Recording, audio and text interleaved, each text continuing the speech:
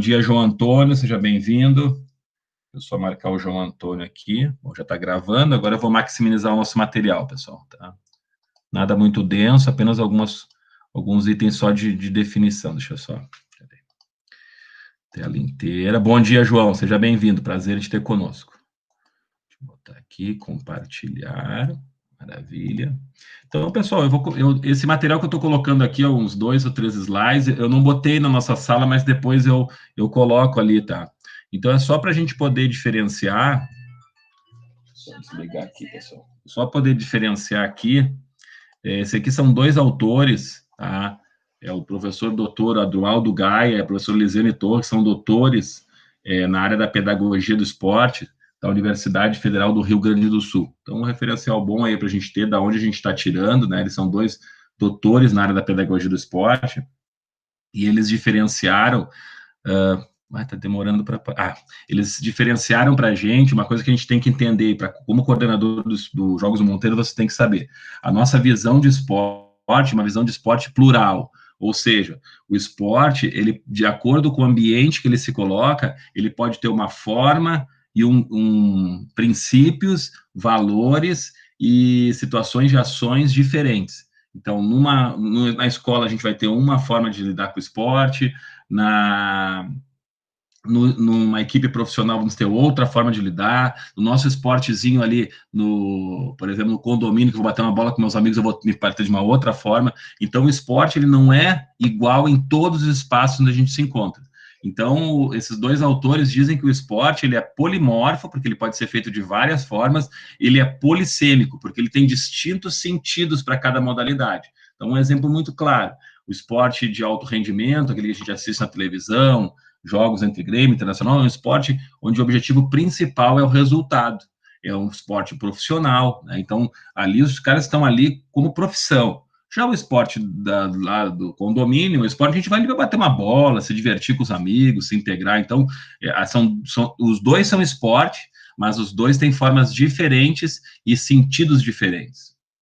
Um outro aspecto importante, pessoal, a gente entender que, apesar de poder conjugar o esporte de formas diferentes, a gente tem que entender que, para ele se manter esporte, ele precisa de 3 categorias que tem que estar em qualquer uma delas. Bom, isso aqui não pode faltar, nem no esporte de alto rendimento e nem nos Jogos do Monteiro. Ou seja, quando a gente vai praticar esporte, a gente tem que entender que o esporte tem regras, ou seja, tem um regulamento, o esporte tem que ter um envolvimento dos participantes, não pode estar no meio de um jogo de esporte, mesmo escolar, o cara caminhando na quadra, o cara não envolvido no jogo, conversando, batendo papo, ou seja, tem que ter o aspecto relativo ao rendimento dos participantes. E, por último, não existe esporte sem competição, pessoal. Esporte que não tem a competição não é mais esporte, é recreação. Então, isso tem que estar claro, que a gente vai poder usar princípios diferentes dos esportes em espaços diferentes, mas não pode faltar rendimento, regulamento e competição. Isso de hipótese nenhuma pode faltar. E para finalizar esse referencial aqui do professor Adroaldo Gaia e da professora Lisiane Torres, é importante a gente entender, pessoal, e semana que vem a gente vai trabalhar com a Lei Pelé 9.615, que regula o esporte nacional, né? E ela vai reforçar o que eu estou mostrando agora, que o esporte pode ser distinto em 5 categorias, ou 5 manifestações. O esporte de excelência, o alto rendimento, que é o esporte que a gente assiste na televisão, o esporte profissional. O esporte lazer, que é o esporte que vocês jogam com os amigos de vocês, com a família de vocês na praia, é o esporte de lazer, para diversão. E existe o esporte escolar, que é o nosso esporte aqui, a gente vai falar um pouquinho daqui a pouquinho sobre ele. Nós temos também o esporte reeducação e reabilitação, que é aquele esporte que procura abranger aquelas pessoas que nasceram ou sofreram algum tipo de trauma durante a sua vida e ficaram com deficiências físicas, né? Ou até mesmo deficiências psicológicas, né? Na verdade, cognitivas, de conhecimento. Então, essas pessoas, elas acabam usando o esporte como uma forma de inserção social. Então, a gente tem as Paralimpíadas e tem várias modalidades. O basquete de cadeirantes, a corrida de pessoas com deficiência visual, até mesmo o futebol com pessoas com deficiência visual, e o esporte é uma forma de poder incluir novamente essas pessoas na sociedade. E para finalizar, só vou colocar aqui, pessoal, as características do esporte escolar. Então, o que o Adroaldo Gaia e a Elisane Torres colocam? Que o esporte escolar, onde se valorizam as possibilidades normativas na formação de valores, atitudes, habilidades, condutas humanas. Nessa perspectiva, as categorias ficam submetidas a princípios de educação, formação de crianças e jovens. Então, o que está dizendo aqui, pessoal? Que a gente vai ser competitivo, a gente vai ter regulamentos, a gente vai ter envolvimento dos atletas, dos alunos, no caso, mas o ponto fundamental do desenvolvimento do esporte na escola é educação e formação. Então, aqueles princípios de inclusão, participação, cooperação, respeito, solidariedade, esses princípios, eles se sobrepõem às competições, ok? Então, agora, a gente já tem claro para a gente o que são as... Já temos claro que o esporte é um movimento plural, né, que, de acordo com o local onde ele se encontra, ele tem diferentes princípios, né, só que não pode faltar nenhum tipo dessas manifestações. Regulamento, a performance e a competição. E o esporte escolar é um espaço diferenciado. E aí nós vamos para a segunda parte da nossa aula, pessoal, onde a gente vai falar, então, um pouco sobre um dos documentos que regula os Jogos do Monteiro. E esse documento se chama Carta Internacional da Educação Física e do Desporto. Por que essa carta foi formulada, pessoal? Porque após a Segunda Guerra Mundial, assim que terminou a Segunda Guerra Mundial, você sabe, já estudaram em História, em Sociologia e outras áreas do conhecimento do Monteiro Lobato, após a Segunda Guerra Mundial, o mundo foi dividido em duas opções políticas, podemos dizer assim, né? Nós tínhamos o capitalismo, representado pelos países liderados pelos Estados Unidos, e tínhamos os países mais ligados ao socialismo, que era a União da Repúblicas Socialistas Soviéticas, né? A União Soviética, que tinha como referência, né, a Rússia, né, e outros países semelhantes. Tínhamos ali Bulgária, Hungria, né? Então, vários países ali da parte oriental da Europa. E aí o que acontece, pessoal? Essa divisão, ela não acontece só no aspecto social e político, ela também entra em outras áreas, outras esferas sociais, e ela invade uma das esferas, essa disputa, uma das esferas que ela invade é o esporte, né? Porque o esporte, a partir principalmente da final da década de 60, 70, ele começa a ter uma visibilidade muito grande, principalmente nos meios de comunicação, televisão, rádio, né? Não havia internet ainda, né, como a gente conhece hoje, mas todo o espaço começou a divulgar muito o esporte. E tanto os Estados Unidos como a União Soviética viram que o esporte seria uma forma de propagar os seus princípios, né, políticos, né, seus princípios de desenvolvimento de sociedade.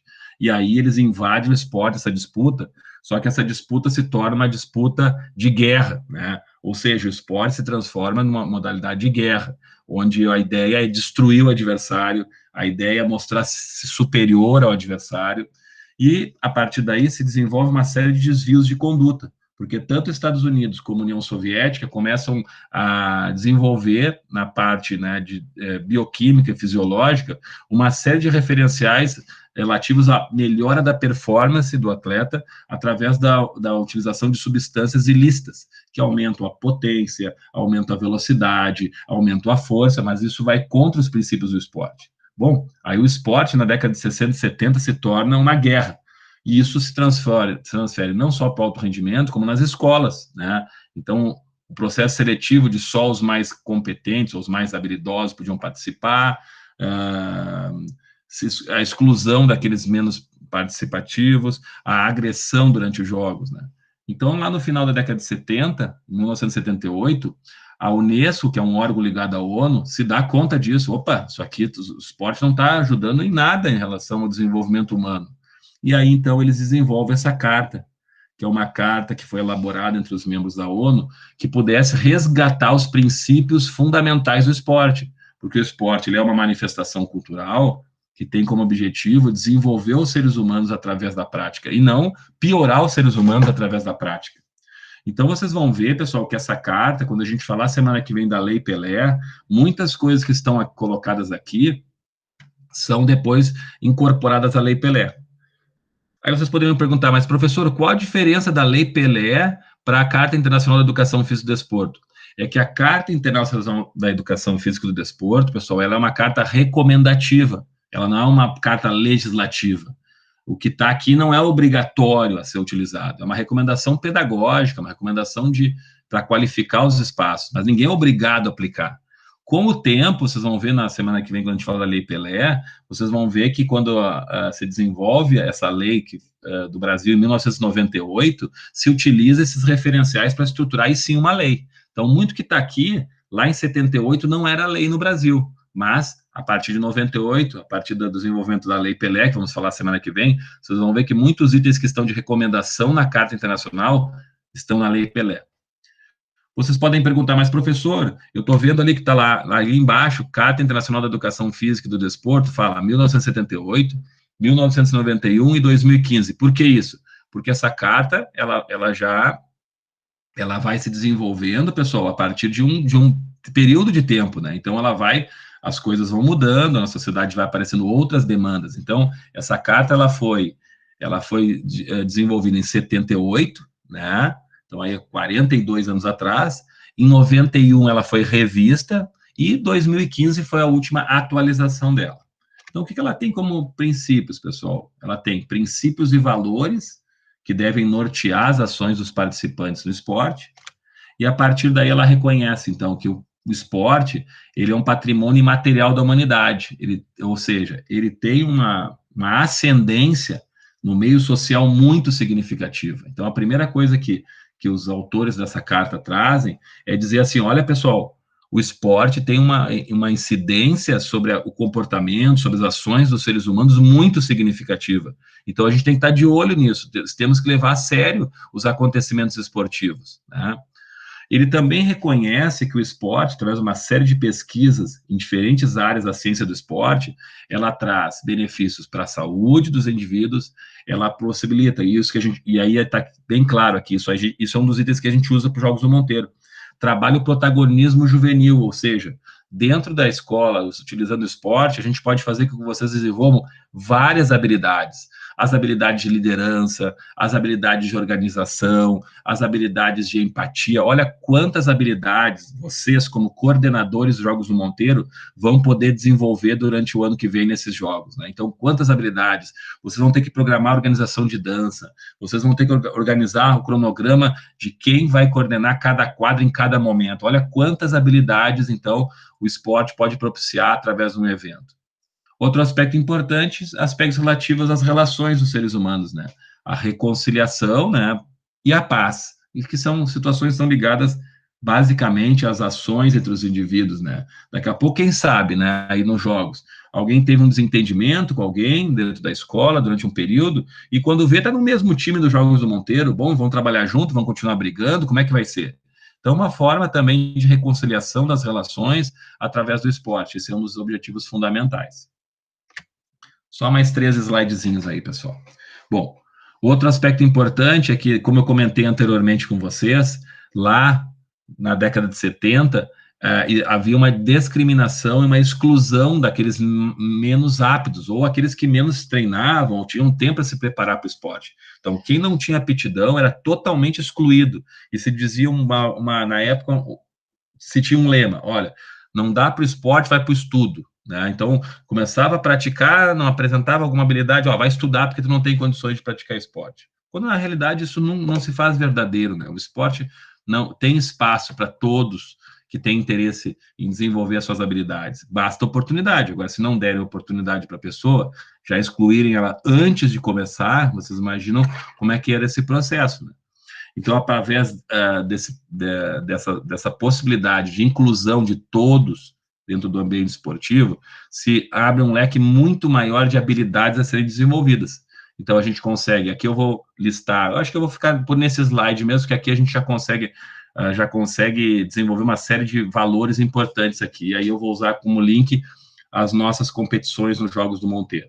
Então, fica bem claro, ali o primeiro item, competição saudável, ou seja, uma competição que haja um equilíbrio entre a diversão e a competitividade.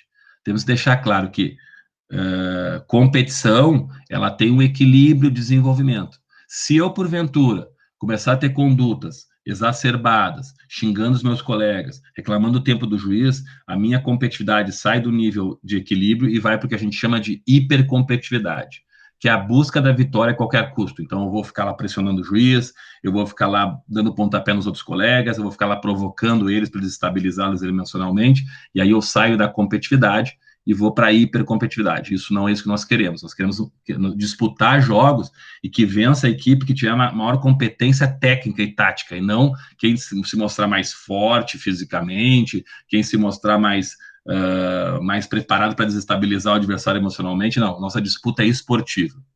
Mas, ao mesmo tempo, a gente tem o equilíbrio para baixo.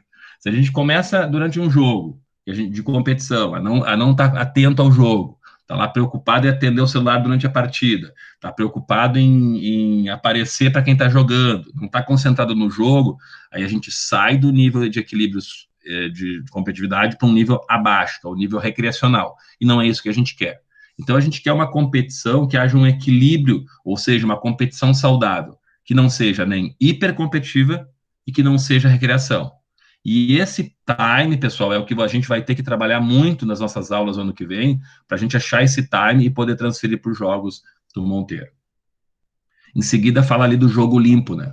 O jogo limpo é o respeito e restrito respeito às regras das modalidades, né? Então, eu não vou ficar tentando ludibriar o juiz, eu botei a mão na bola e fiz o gol, eu vou tentar fazer que ele não tenha percebido isso, vou ficar gritando. Então, jogo limpo, o jogo tem regras. E esse é um ponto fundamental para o desenvolvimento das nossas características de honestidade, de integridade, né? Jogos, nós vamos ganhar muitos jogos, vamos perder muitos jogos. Agora, o desenvolvimento da habilidade, de integridade e honestidade, né, esse é o fator fundamental que a gente não abre mão. E nós valorizamos muito quando os nossos alunos, não só nas aulas, mas também nos jogos, assumem quando cometem erros durante o jogo. Então, lá, fez o gol lá, mas bateu, ó, professor, a bola bateu na minha mão, não valeu o gol. Então, puxa, esse é uma integridade, de um respeito aos princípios dos jogos fundamentais.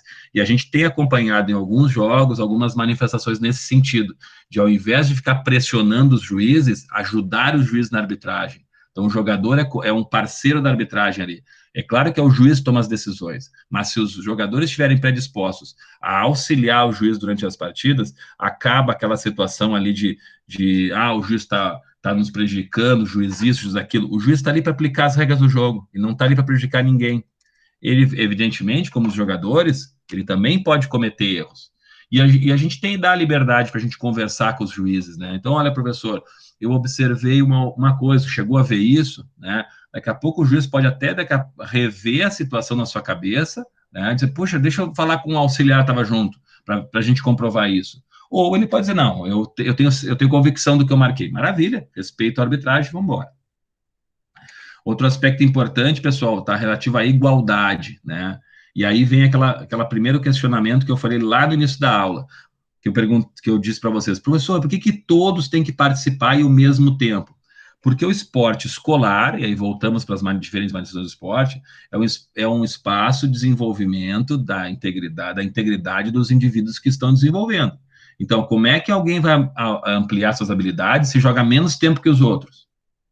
Se a gente quer um esporte inclusivo dentro da escola, como é que alguns vão jogar mais do que os outros? Como é que alguns vão ficar o jogo inteiro assistindo os outros jogarem? Se eu me inscrevi, se eu estou disposto a participar, eu tenho que jogar ao mesmo tempo que os outros.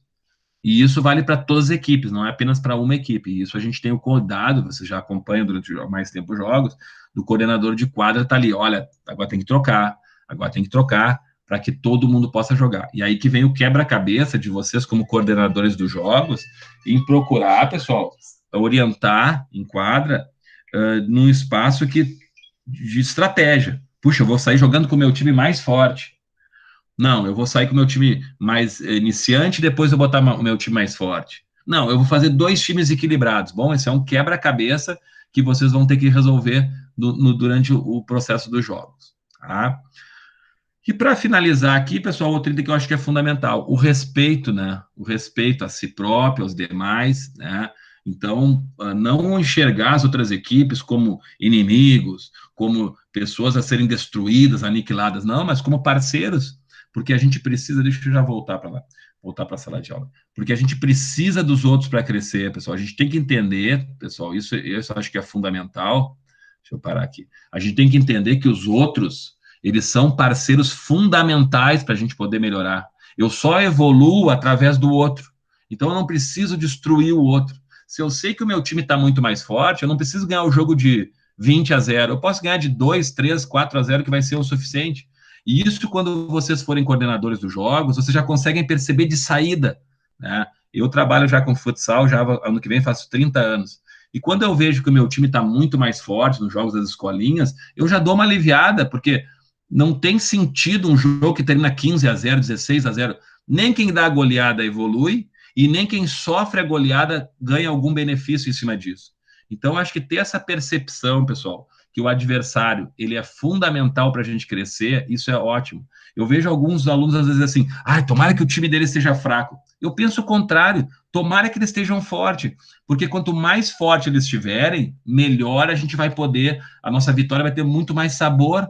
Qual o sentido? Ganhei a semifinal de 16-0 e depois ganhei de 20-1 a final. Qual o sentido disso? O quanto eu evolui? Muito pouco. Agora, se eu jogo 2 jogos parelhos, em que o adversário me força a melhorar, me força a me organizar, a organizar minha defesa, o meu ataque, eu cresço, né? Por isso a gente tem que estar sempre buscando desafios fortes para a gente. Agora, nós temos que cuidar o outro extremo, né? Não adianta o meu time, vamos pensar aqui, eu pegar só adversários muito mais fortes que o meu, se eu quero melhorar, eu não posso nem pegar adversários hiper mais fortes que eu não vou aprender nada, ou adversários muito mais fracos. Eu sempre tenho que procurar um adversário um pouquinho acima de mim, quem sabe um pouco. Aí eu vou evoluindo. Poxa, eu tive resistência, eu evoluí. Sempre um adversário um pouquinho, e aí eu vou evoluindo, né? Então, esse é um fator importante do esporte. Então, turma, hoje nós conversamos sobre alguns aspectos relativos a diferenciar as diferentes manifestações do esporte. Então, que fique claro, futuros coordenadores de Jogos Monteiros, vocês estão coordenando uma atividade de esporte escolar ou esporte educação. Não estão coordenando uma equipe de competições de alto rendimento. Quem sabe algum de vocês aqui no futuro venha a ser um treinador de alto rendimento, show de bola, vai ser muito legal. Mas aí são outros princípios. Então, por isso que a participação, a inclusão, o respeito, a cooperação, a solidariedade estão na frente dos resultados esportivos. Não que os resultados esportivos não sejam importantes. Não, ninguém está dizendo aqui para vocês abrirem mão de buscar vitórias, mas buscar vitórias dentro de princípios que vão fazer com que as pessoas que estão com vocês vão se sentir bem, vão se sentir respeitadas, vão se sentir valorizadas, vão continuar estimuladas a praticar esporte, né? Então, esses são fatores que eu acredito que sejam fundamentais para vocês, como futuros coordenadores dos jogos, possam se apropriar, tá? Por hoje foi isso, pessoal. Na semana que vem, nós vamos continuar falando sobre 2 documentos. Aí sim, a Lei Pelé, que é a Lei 9.615, que utiliza-se de muitos referenciais dessa carta que eu falei hoje, e vou procurar também trabalhar com vocês um pouco sobre os direitos das crianças e dos adolescentes no esporte. Tem uma carta bem interessante da gente poder entender quais são os direitos da criança e do adolescente no esporte, que eu acho que fecham bem esses 2 documentos, esses 3 documentos, como referenciais para o ano que vem, quando a gente voltar a falar sobre jogos, né? Já no presencial, a gente possa dizer, pessoal, vocês lembram disso que a gente comentou naquela aula online, né?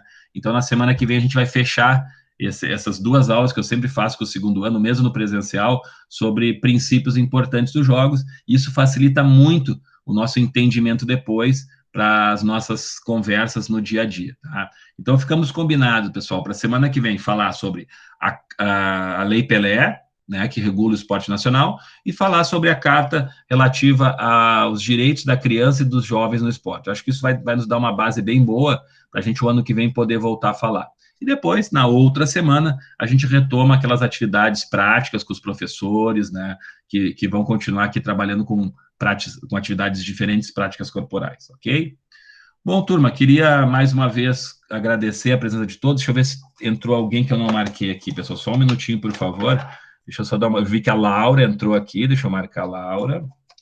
Deixa eu ver se mais alguém que entrou aqui que eu não tinha... A Matiela entrou também, deixa eu marcar aqui a Matiela. Bruno já estava, Felipe já estava, Fernanda já estava, João já estava. Ah, o João Pedro Lessa entrou também. Deixa eu marcar aqui o João Pedro Lessa. Maravilha. Júlia Maissa já estava, Laura agora já marquei, Matiela já marquei, Moisés já marquei, Thiago já marquei, Tomás já marquei, Vivian já marquei.